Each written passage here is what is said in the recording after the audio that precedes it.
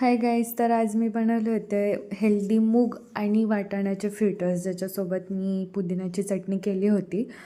खूप छान झालं होतं. त्याच्यानंतर मी एका इव्हेंटसाठी जाणार होते, त्यासाठी मी रेडी झाले आणि जगभराची नाटकं करून स्नॅपचॅटसाठी आणि कॅमेरामध्ये असे व्हिडिओज बनवून आम्ही गेलो पणजीला, जिथे होतं गोव्याचं नॅशनल बुक फेस्टिवल. खूप सारे बुक्स होते ज्यांची मी नावं वाचली नाहीत. खूप सारे ऑथर्स आले होते आणि इथे पुण्याची जरा पण उणीव वाचले नाही, हे बघू शकताय तुम्ही.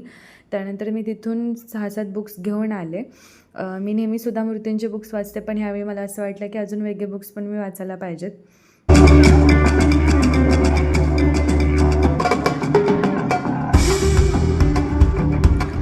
हा कॉन्सर्ट बघून झाला आणि तिथं मी ह्या माणसाला त्या गाण्यावर वाईब करताना बघितलं आणि असं वाटलं की येस, तो त्याचं लाईफ पूर्णपणे जगतो आहे, तर मग आपण का नाही. So that's it, bye.